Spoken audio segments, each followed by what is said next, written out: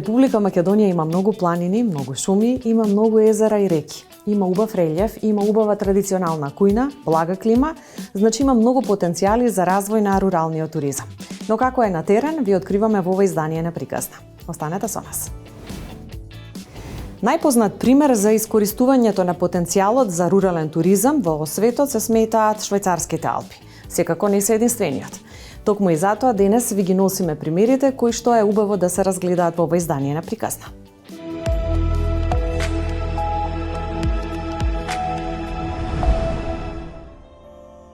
Стресот на урбаниот начин на живот придонесува кон потреба од бегство од него. Луѓето се почесто имаат потреба да побегнат од така наречените урбани џунгли и интензивниот хаос во нив. Руралниот туризам како алтернативен вид туризам има силен потенцијал во поголем степен да ги задоволи потребите на современиот човек, кој урбаната средина не е во можност да ги задоволи. Особено во овие нови услови на пандемија со која се справува целиот свет.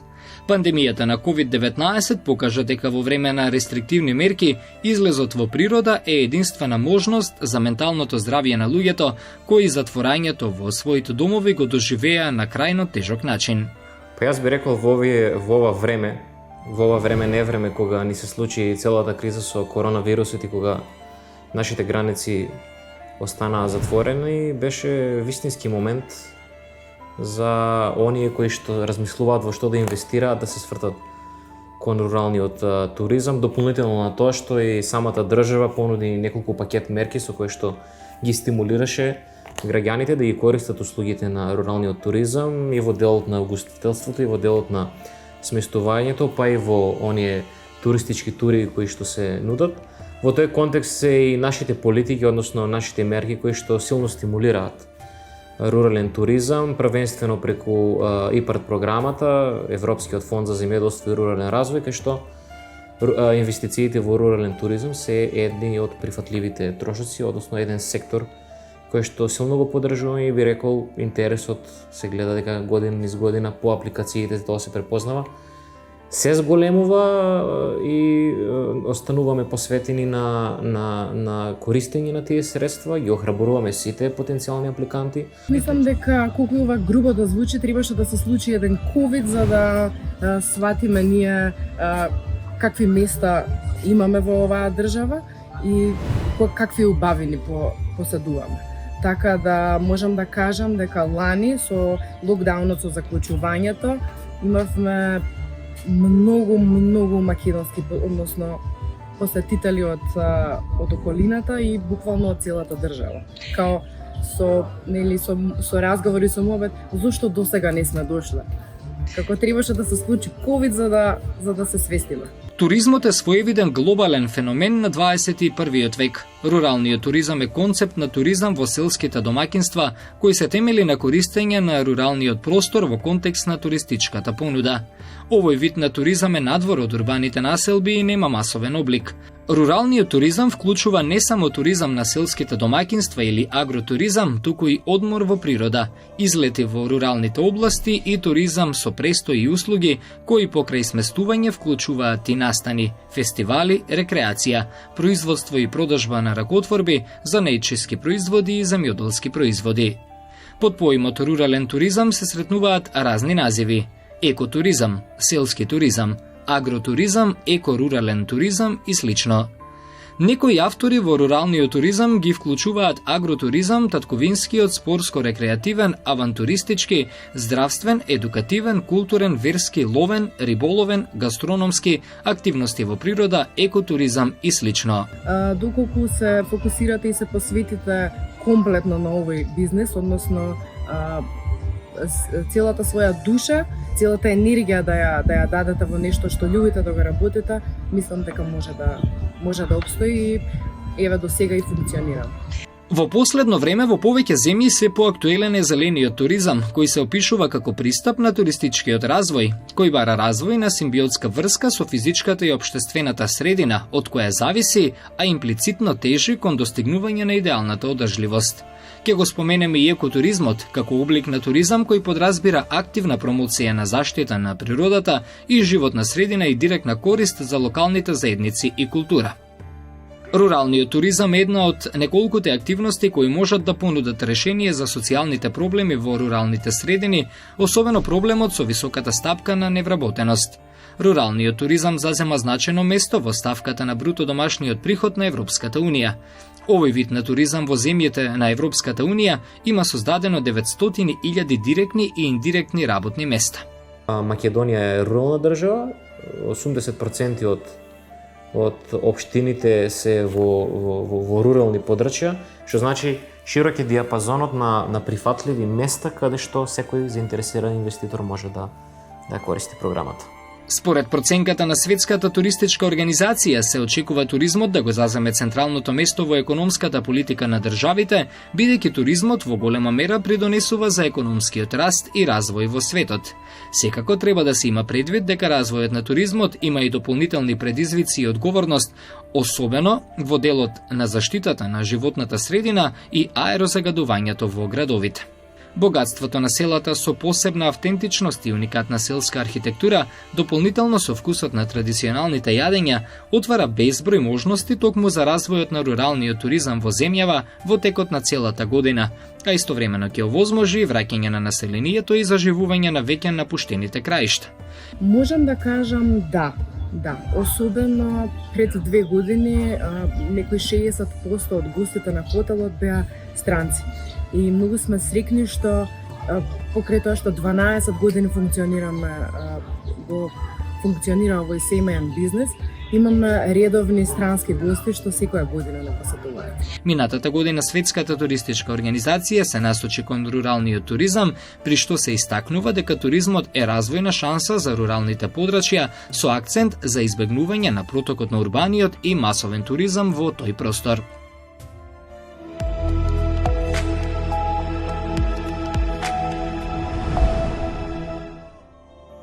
Охридското езеро крие безброј инспиративни и интересни приказни. Дел од нив се случуваат и под вода. Денес во приказна ќе споделиме некои од нив. Самото езеро е прекрасно и нуди силен потенцијал за авантура за туристите кои сакаат малку поинаков одмор. Охридското езеро и општо целиот Охридски регион има огромен потенцијал за развој на авантуристички туризам, рурален туризам и многу видови научен туризам и други видови награнки од туризмот. Пример, Охридското езеро изобилува со 10 подводни археолошки локалитети од бронзено време и постари, тоа се наколните населби. По тоа е познато Охридското езеро во научната археолошка јавност. Исто така, Охридскиот регион има богата историја, како во гастрономска гледна точка, авантуристичка гледна точка, научна гледна точка, значи да ги земеме сите сегменти, Охрид е богат и има што да понуди. Пример, ние во нашиот нуркачки центар преферираме локална храна, сезонска, која има во нашиот регион. Сега малце сме во хендикеп со рестораните, што ја немаме таа локална храна што се јадела пред 30-40 години.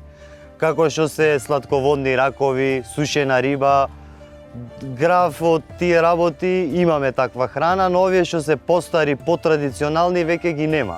Но се надеваме во иднина дека со самостојни иницијативи дека ќе поттикнеме нашиот народ да почне да гледаат на таа гледна точка. Некои од туристите се храбри и сакаат малку поразличен предизвик. Никола со нас во приказна споделува токму една таква необична подводна приказна. Можам да издвоам една многу интересна случка со еден холандски турист.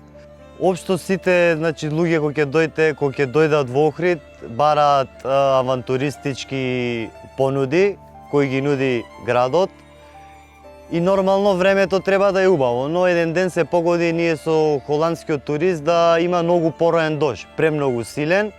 Тој беше искусен нуркач и јас му понудив да не го одложуваме нуркањето, дека ќе имаме одлична авантура нуркање на дожд. Никола Паскали е екологист, професионален нуркач и промотор на убавините на Охридското езеро. Љубовта кон водата од секогаш била присутна во неговото семејство. Мојата приказка како нуркач започна уште од мојата 12 годишна возраст. Мојот татко исто е нуркач од 80-тите години, еден од пионерите на рекреативното нуркање во Македонија. Неговиот дедо е Александар Паскали Цане. Тој бил познат пливач, тренер, судија по пливање и ватерполо. Татко му пак, Кочо Паскали, е пионер нуркач во Македонија, ватерполист, а и тој како и неговиот дедо биле влюбеници во езерото. Никола практично е третата генерација или најмладиот во семејното стебло, кој го превзема и води семејниот бизнис. Работи како туристички водич, копнен и подводен археолог, истражувач, спелонуркач, фотограф и екологист. Никола само ја продолжува љубовната врска кон езерото на ова семејство. Уште како мал со своите другари, татко ми кога ќе одеа на нуркачки излети со своите другари, обично ги фатив периодите кога се работеа првите подводни археолошки истражувања во Македонија. Тоа беше 97 година. Тога се истражуваше подводниот археолошки локалитет заливот на Коските. И на многу други локации ме земаше на неговите авантури, доста работи научив за безбедноста, нуркањето, водата и дружењето. Тој, заедно со неколку своји колеги, секоја година спроведува акција за чистење на дното на Охридското езеро. Никола укажува дека странските туристи многу ги сакаат подводните авантури, а тој сака да ги поттикне и домашните во љубовта кон подводните авантури. Има интерес кај странските туристи, имаме мал проблем со нашите луѓе, со младите, постарите, нормално се помалце активни, но за среќа ево работите почнуваат да се менуваат и све повеќе луѓе кога ќе дојдат на одмор во Охрид се нафаќаат да се занимаваат со некој од алтернативните видови на туризам. Пандемијата влијаела и врз неговата работа. За среќа, брзо се приспособиле на протоколите и условите за работа.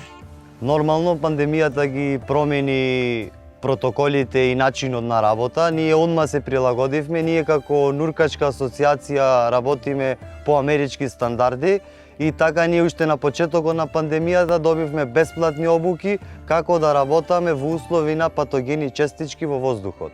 И тоа се истите протоколи и работи кои ги предлагаат Светската здравствена организација и Министерството за здравство на нашата земја. Освен желбата за авантури под вода, за нуркање ви е неопходна и соодветна опрема. Нуркачката опрема се состои од одело неопренско кое не штити од ладната вода и ни дава топлина на телото. Исто така имаме и елек, джекет, на англиски Body Control System или BCD, кој ни овозможува пловност под водата. Исто имаме и регулатор, октопус и инструменти кои гледаме колку воздух имаме, колку време се име под вода и компас за ориентација. Приказната на Никола е инспиративна. Во секој негов збор тој не ја крие љубовта кон езерото, кое е вистинско богатство на индемски видови на флора и фауна.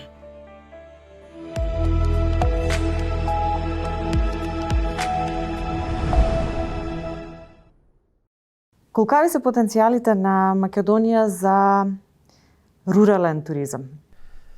Ако кажам многу големи, нема да бидам скромен, бидејќи и денеска, каде што се наоѓаме, всушност представува дестинација која што има одлични потенцијали за развој на руралниот туризам. Всушност руралниот туризам, ако треба да го опишеме со еден збор, ќе кажеме дека тој зависи само од емитивната дестинација во која се извршува, да кажеме, патувањето или престојот на туристите. Ако е тоа рурална средина, тогаш го имаме руралниот туризам со сите своји убави. Кога се појави пандемијата, сите некако во време на ограничувањето на движењето се свртија кон селата или места каде што нема голема раздвижност. Дали пандемијата го смени нашиот однос кон оној масовен туризам во насока на руралниот туризам како еден тренд кој што треба малку повеќе да се негува? Тоа се всушност два различни концепти на туристичка понуда и воопшто на развој на туризмот. Ако ние сме се труделе квантитативно да донесеме што повеќе странски туристи, низ годините наназад, статистички гледано ние трајно сме ги губиле домашните туристи. И всушност ако одиме со квантитет, тогаш не секогаш можеме да одредиме квалитет на самата понуда, но и на туристите кои што ќе ни дојдат. Ако имаме одредени пикови во текот на сезоната и ако имаме одредени дестинации кои што се преоптоварени во краток период со туристи, да, велиме дека тие развиваат или на некаков начин се подгрицнати од масовниот туризам. Тоа што ние треба да го гајаме, тоа што ние треба да го развиваме и на подолг одржлив начин во туризмот е руралниот, еко, агри и еногастротуризмот. Тие се всушност елементите во туристичката понуда која што побрзо ги воведеме, што повеќе ги развиваме и создадеме услови за истите, тоа повеќе ќе го ставиме на стабилно нозе нашиот туристички сектор, но од една поразлична гледна точка.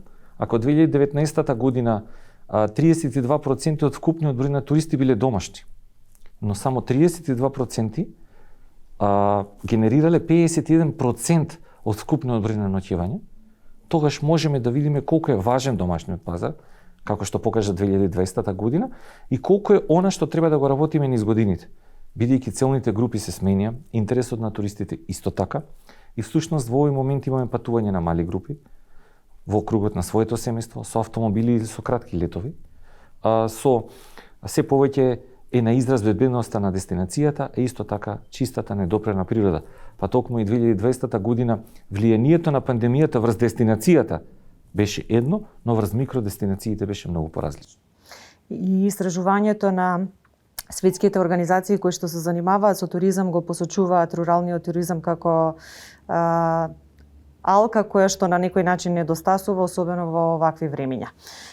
Ги споменавме подвидовите кои што се особено атрактивни. Јас би сакала да напоменам, во светот има голем интерес за екотуризмот или зелениот туризам, различно се нарекува никаде. Каков интересот кај нас? Колку нашето население го препознава, колку го практикува, каков е неговиот потенцијал во Македонија?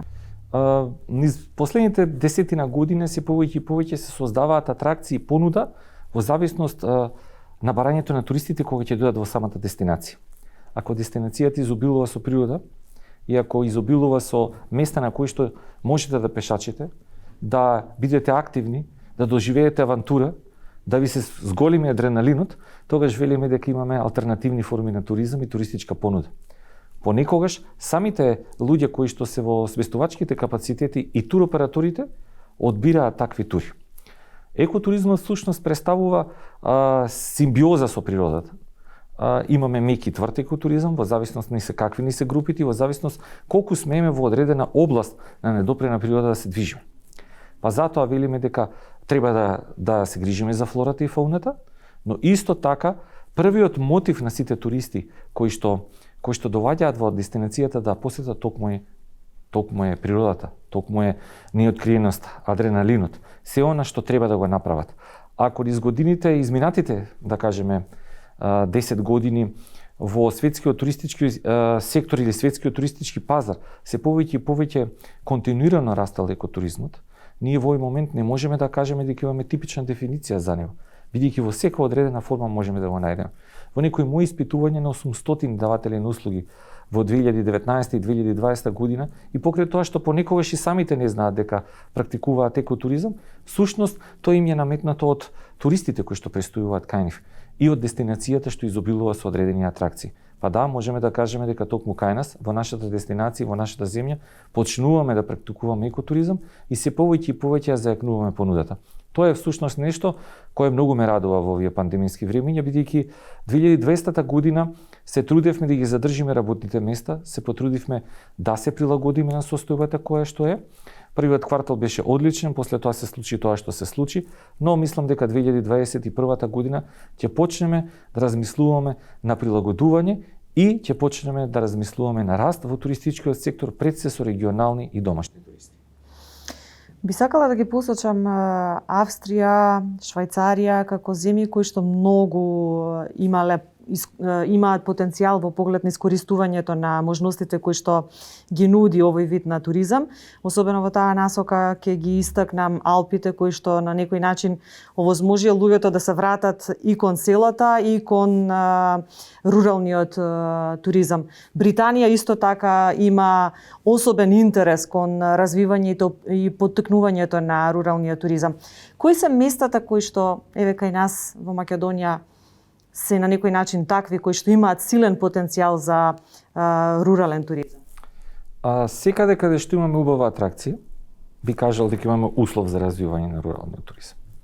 Но годините си го направија своето и индустриската револуција создаде да имаме миграција село кон градот. Но мислам дека веќе е поминато тоа одредено време и кога говориме за туризмот, за туристичкиот сектор, таа миграција ќе почне пополека да се враќа во другата насока. Примерите од Франција, примерите од Алпите, примерите од Австрија, Швајцарија. Овие се земји кои што имаат поголем број на ноќевања во руралните делови на својата земја отколку во бизнис центрите. И всушност тоа е и нивната убавина, тоа е нивната одржливост во дестинациите. Тоа што се случувало кај нас во 90-тите, кај нив се случувало во 70-тите. Тоа што се случува во 2020 или 2010 кај нив треба да се преточи во 2020 и понатаму кај нас. Всушност, сега па дури и во овие моменти 2020 година руралните средини и во Европа, па и кај нас не доживеа пад во туристичкиот сектор и во бројот на ноќевање, туку создадоа дури и вишок. 15 до 20% одредени дестинации и во Европа, кои што се типично рурални, национални паркови, заштитени подрачја и имаат одлични услови со ендемична флора и фауна, доживеа раст во 2020 година.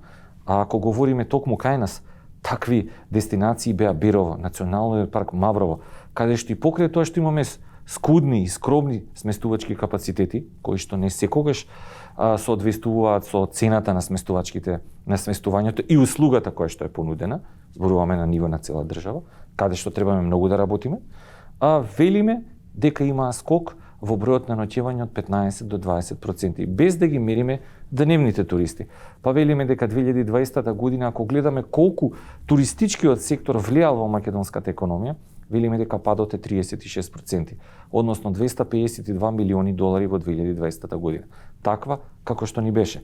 Јас го чувствувам тоа на некаков начин како успех, бидејќи ја намаливме кривата на падот, создадовме одредени мерки со кои што дадоа одреден ефект, позитивен секако, и 2021 година излеговме многу помудри од истата и се надевам дека со стратегијата која што очекувам следната година да биде создадена и на незе веќе да почне да се работи ката ден, можеби уште од денеска или од утре, се надевам дека ќе излеземе со една стратегија за долг рок за руралниот екотуризмот и се останато и одржливите форми на туризам.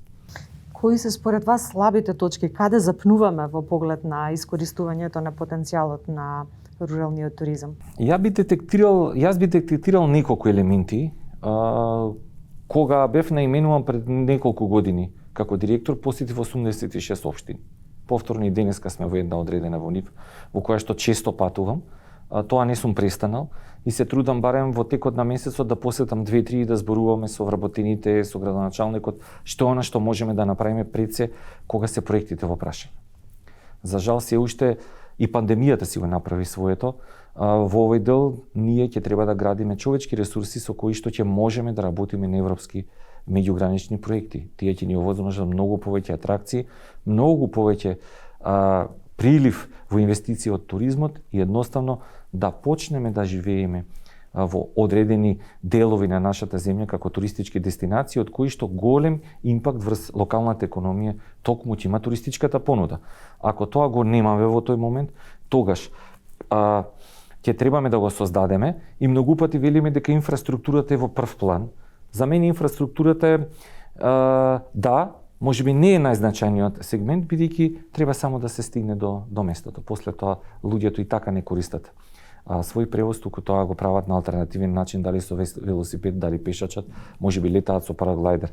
Кога ме прашавте кои места имаат идеални и одлични услови за локации за развој, за рурален, за екотуризам, ако велиме дека едно наше Крушево успеа да организира светско првенство во змајарство и дека оваа година повторно знаеме дека ќе има таков настан, иако во текот на годината на полетувалиште на Мечкин камен имаме неколку европски надпревари, тестирање на одредена опрема и се останато и генерираме таков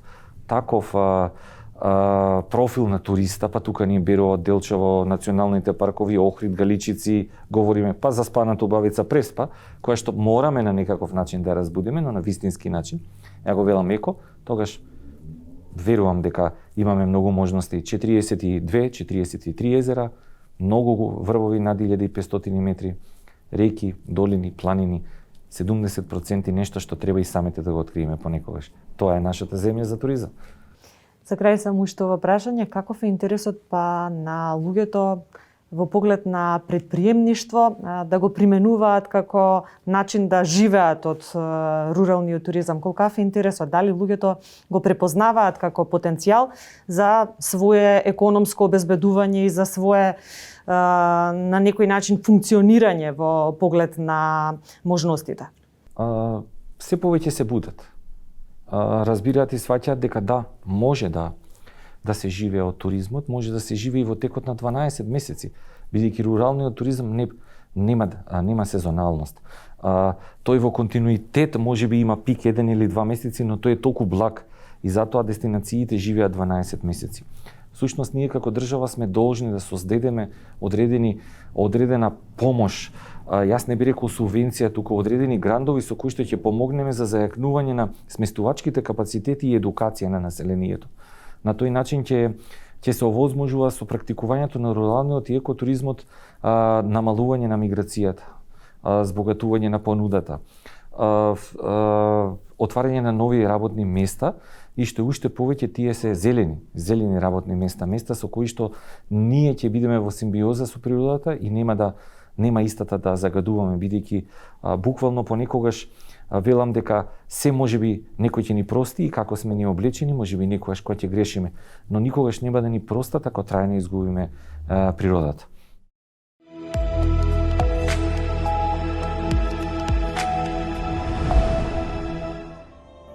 Како и самото име што објаснува, ова е даска за стоечко веслање. Самиот спорт се практикува претежно само на вода. Ние практикуваме да биде на мирни води, да избегнуваме да има и ветар.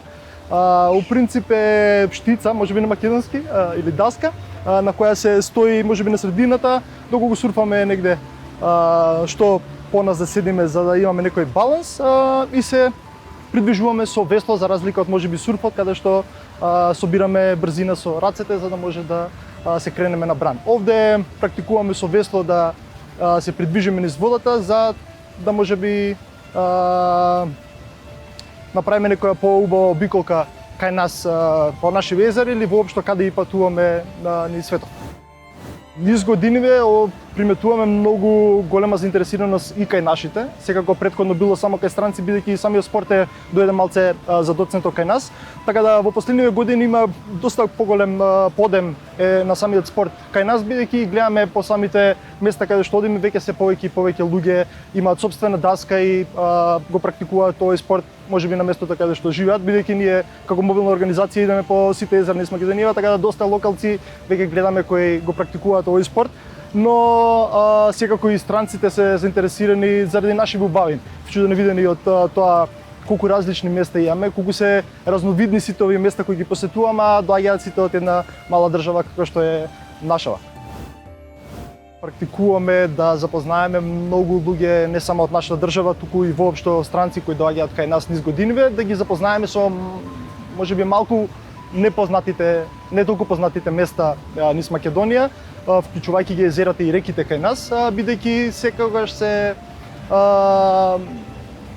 организирани не само нашиве тури, воопшто и со кајак луѓе што организираат тури се организирани во поатрактивните места или овие викенд населби или градчиња како Охрид, Маврово или Велешкото езеро, но практикуваме да ги уклучиме и можеби малку непознатите места како Калиманци, Велешко, Преспа сега е повлечено, не толку често одиме, но одиме на езера како Тиквешкото, каде што освен можеби рибари или кајчиња нема да видите друг начин или нема може да го искусите ова езеро на друг начин, така да практикуваме со ова, да ги запознаеме луѓето со повеќето езера кај нас, секако и реки вклучено, секако на мирна вода. Јас би рекол Македонија има страшен капацитет, ако ништо друго. Во моментов мислам дека ги искористуваме максималните го вадиме максимумот што можеме од овој спорт кај нас, бидејќи секако иако имаме 5-16 езера кои често ги посетуваме, водостојот кај нив е различен, па ги посетуваме не толку често, за разлика од овие скопски езера како Козјак и Матка, Маврово како викенд населба градче или можеби Охрид и Преспа каде што е горе-доле константен водостојот. Пробуваме и на другите езера истото го направиме, но секако не само за нас, мислам дека и за странците Македонија е можеби на едно повисоко ниво кога се работи за овој спорт.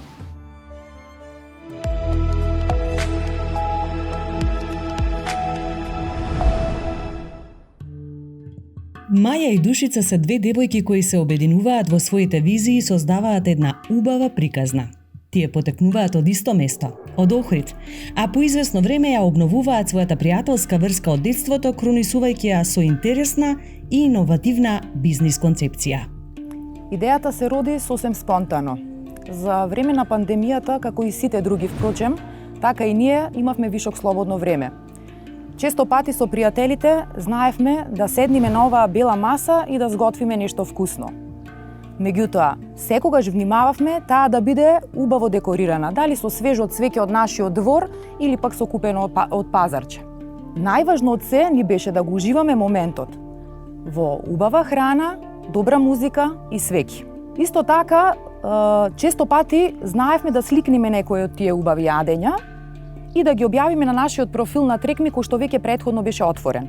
Доста често знаевме да ги сликнеме тие приготвени, знаевме да ги сликнеме јадењата и маестрално Маја знаеше да ги постира на постоечкиот профил на Трекми со текст под самата слика денес на тавола бјанка.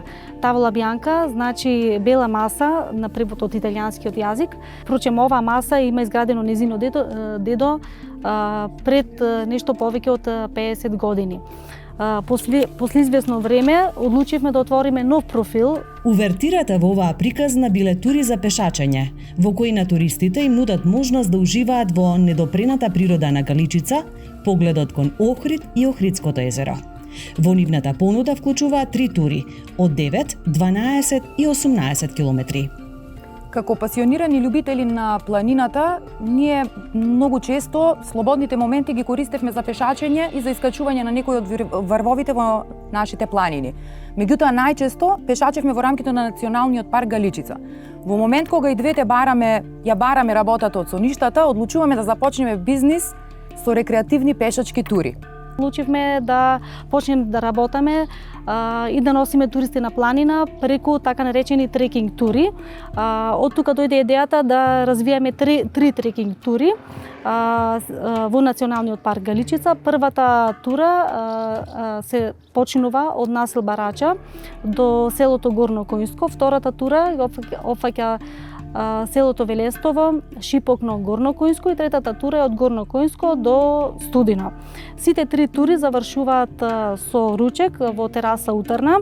Ова се лесни пешачки тури кои не бараат голема физичка активност. Овие тури на Маја и Душица овозможуваат вистинско уживање на туристите во убавините на Охрид.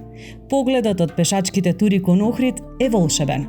Но тоа не е единствената убавина во која може да уживаат во Охрид, благодарение на овие инспиративни девојки. Имајќи предвид дека одбравме лесни пешачки тури, кои не се многу напорни, особено беа позитивни реакциите кај повозрасната популација странски туристи, кои знаеме дека и тоа како негуваат здрави навики и активен живот. Како што спомнавме претходно, сите три тури завршуваат со традиционален ручек во тераса утрна, каде туристите имаа можност да пробаат навистина вкусни јадења и да уживаат во песценетиот поглед кон Охрид и Охридско езеро. Нашите рекреативни тури како алтернативна форма на туризам навистина привлекува голем број на туристи, но со започнување на пандемијата се намали и нивниот број. Токму заради тоа ние одлучивме да ги оставиме турите за некои подобри времиња. Искуствата од нивните животни приказни, тоа на Душица од Италија, а на Маја од Скопје, ги спојуваат, креирајќи една поинаква македонска приказна со интересни зачини на самиот зачеток на пандемијата. Во неа, Охрид е многу важен. Тие почнуваат да произведуваат мармелади, сушени овошја и охридски домати.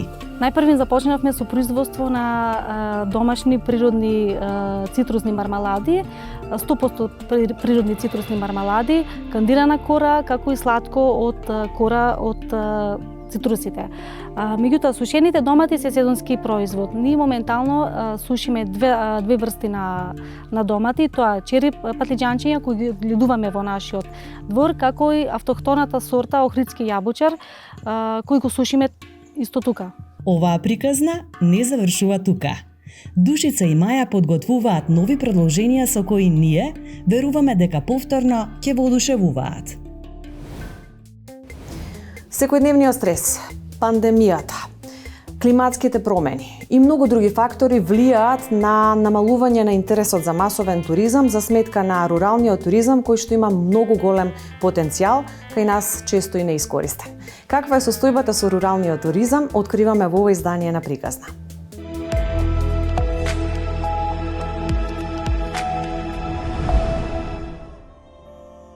Република Македонија како мал сегмент од глобалниот туристички простор генерално се вклопува во прогресивните тенденции на туристичките движења. Земјава со своите природни убавини, еколошката чистота и културно-историските знаменитости се повеќе станува привлечна туристичка дестинација за домашните и странските туристи.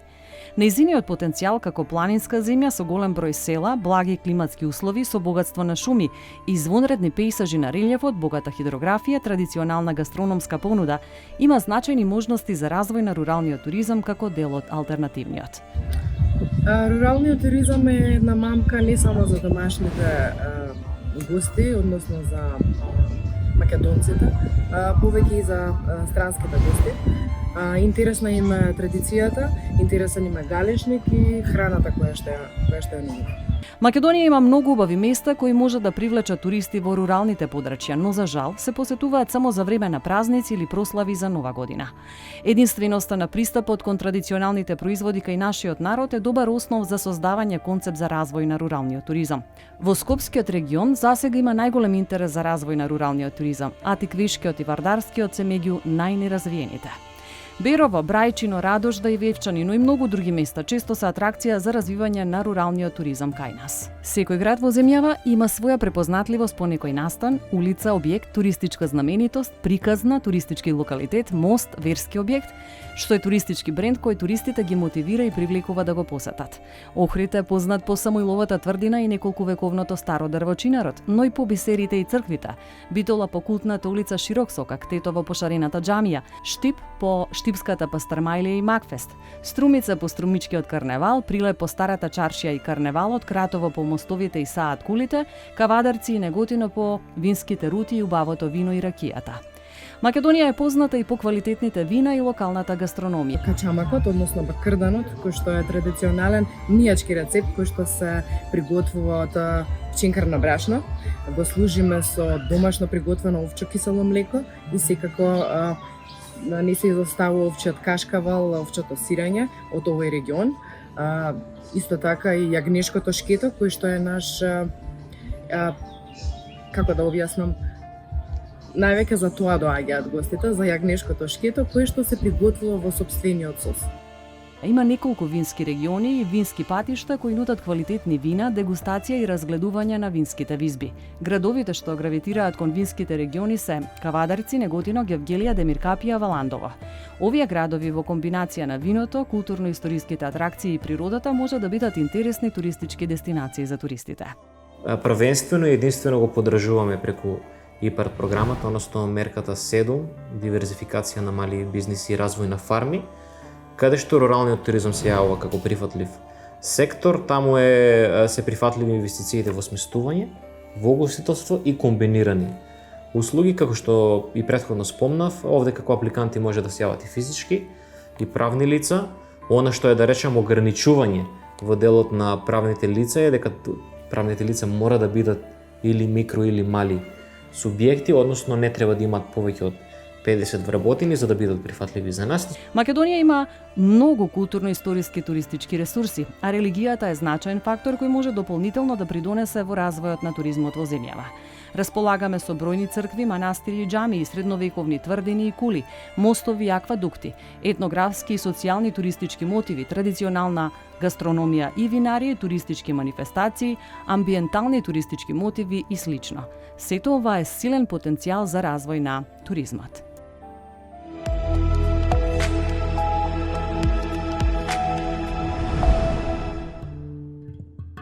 Да сакаш да поминуваш време во природа е благодет, а да најдеш начин, тоа како љубов и начин на живот да им го пренесеш на луѓето е навистина инспиративен предизвик.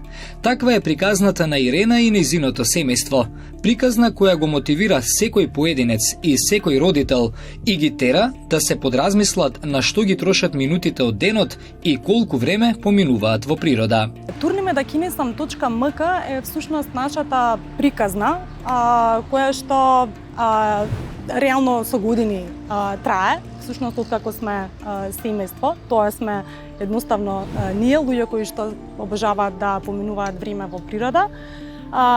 Единствена цел на овој блог, на овој сајт е да мотивираме што е можно повеќе луѓе да поминуваат време во природа, посебно на планините и посебно да мотивираме семејства со деца да праќаат повеќе време во природа. Пандемијата не научи една многу важна работа, а тоа е дека времето поминато во природа е навистина драгоцено. Многумина наши пријатели едноставно не ја разбираа нашата желба толку многу да одиме во природа, но како што почна оваа ковид ера, да кажам, се повеќе почнаа да се интересираат каде одиме, кои се нашите тури, да бараат совети од нас. Така што тука свативме дека времето за турниме да кинисаме токму сега, за време на пандемијата, кога се беше затворено, кога не можеше многу да се дружиме во затворен простор. И луѓето пројавија желба дека сакаат да одат на планини, на такви тури во природа. Така што имавме неколку дена наплив на идеи. Децата особено беа вклучени во сето тоа. Овој блог е проектна задача на двајца основци, кои играњето игри на таблет и безцелното талкање по интернет решија да го заменат со уредување на еден ваков портал. Најмногу искрено ни се восхитуваат на фотографиите од некои повисоки планински врвови што сме ги искачиле со децата, особено кога беа помали. Претпоставам дека и најмотивирачки им се, бидејќи кога две мали дечиња може да се качат на врв над 2500 метри, зошто и ние да не може на едно водно да одиме. Така што пред се тие, тука имаме најмногу, да речам, коментари, но најинтересна е, би рекла, Скопска Црна Гора, како доста неистражена планина, а многу близко до Скопје. Има тука преубави тури, значи можам да кажам и за планинарење, и за планински велосипедизам, значи преубава е Скопска Црна Гора. Идеи за интересни планинарски и велосипедски тури, кои вреди да ги посетите со вашите деца, но и личните искуства на Ирена и нејзиното семејство се само дел од содржините на блогот. Родителите кои што се моја генерација, да кажам, верувам дека сите го имам истиот проблем, околу тоа дека децата не се постојано пред компјутерите, дека растат со електронските уреди, па дури последнава година две учат онлайн, практично животот им е онлайн. Едноставно токму и тоа е самиот блог. Како да ги оттргнеме децата од сето тоа, од тоа сурово секојдневие што не снајде, а без кое не можеме. Верувајте, природата е според мене најголемиот учител. Значи нема едноставно, децата заборавија да се валкаат, да играат, да се качуваат на дрвја, да трчаат, да бират цвеќиња, да истражуваат и така натаму. Мислам дека нема подобра моторика од тоа да пуштите дете во шума, да се игра, да истражува и така натаму. Така што тоа е најголемиот, да речам, најголемата цел со сите овие тури, каде што ги прикажуваме нашите искуства. Тимот посветени љубители на природата, семејство кое инспирира и со свој придонес работи во развојот на руралниот туризам, преку зголемување на свеста за благодетите што ги нуди природата за секој од нас, посебно за децата. Таква е ова наша приказна. Би советувала да се охрабрат, да секој можен слободен ден со своите деца го поминат. Не мора да е планински врв, значи може да биде било која поставена цел. Може да биде, не знам, некој поглед, некое езеро, значи да биде природа, каде што децата ќе се чувствуваат слободно, каде што ќе дишат чист воздух, каде што едноставно ќе си поминат еден убав ден надвор од секојдневието. За сите оние прашања и совети нели или стравови можеби доколку имаат, нека повелат на нашиот блог, верувам дека таму ќе им се одговорат многу од прашањата. Ендемскиот вид на вилинското коњче е едно од нештата кои што треба да се видат во нашава земја. Токму и затоа денес ви носиме интересни податоци во ова издание на Артикулација.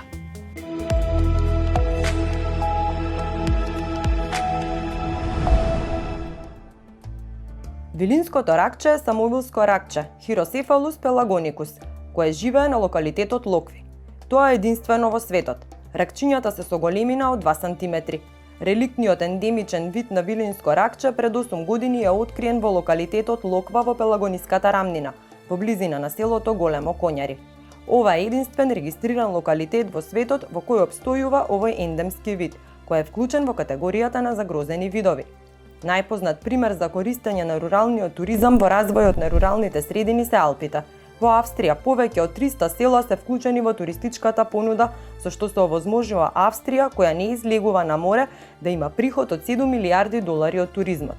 Исклучителен девизен прилив од туризмот кој го остваруваат Австрија и Швајцарија е резултат на сместувачкиот потенцијал на селските домаќинства и инвестициите во нивна модернизација и изградба.